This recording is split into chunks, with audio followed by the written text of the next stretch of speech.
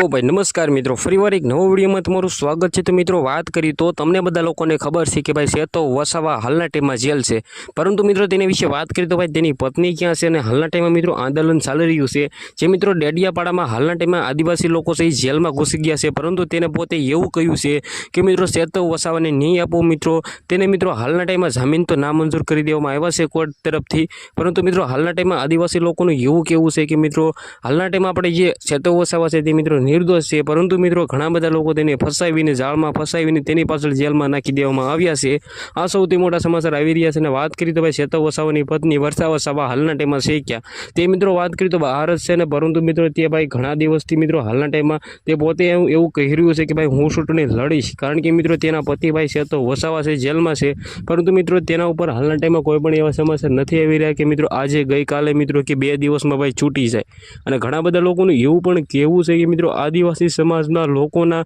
જે મિત્રો એક સાથે સંગઠન જોઈને ઘણા બધા લોકો નિરાશ થઈ ગયા છે, કારણ કે મિત્રો આટલો બધો મિત્રો એમ કીધું એક સાથે લોકો થયા જ નથી, ને ભાઈ સેતો વસાવે એટલું બધું લોકોને શું કહી દીધું છે કે મિત્રો આટલા બધા લોકો તેના તરફ થઈ ગયા છે। મિત્રો આની સાથે બીજેપીના ભાઈ મનસુખ વસાવા તે પણ આદિવાસી સમાજના નેતા છે, પરંતુ મિત્રો તેની સાથે એટલા બધા લોકો નથી, પરંતુ ભાઈ સેતો વસાવા હાલના ટાઈમમાં આપના એમએલએ ધારાસભ્ય છે અને મિત્રો હાલના ટાઈમમાં તે જેલમાં છે, પરંતુ મિત્રો શું બહાર આવશે ભાઈ ક્યારે આવશે, અને પરંતુ મિત્રો હાલના ટાઈમમાં તેના ઉપર મિત્રો જામીન નામંજૂર થયા છે, પરંતુ મિત્રો ઘણા બધા લોકો ઘણા બધી આદિવાસી લોકો એ જેલમાં ગયા છે અને મિત્રો નિર્દોષ છે, પોલીસ સ્ટેશને જઈને મિત્રો એવું કહી રહ્યા છે કે મિત્રો સેતોભાઈ વસાવાને બહાર કાઢો। તો મિત્રો તમારે શું કેવું છે કમેન્ટ કરવાનું ભૂલતા નહીં। ચેનલમાં નવો હોય તો ભાઈ જલ્દીથી વિડીયોને શેર કરો, લાઈક કરો। આપણે એક નવો વિડીયોમાં મળી ત્યાં સુધી જય હિન્દ, જય ભારત।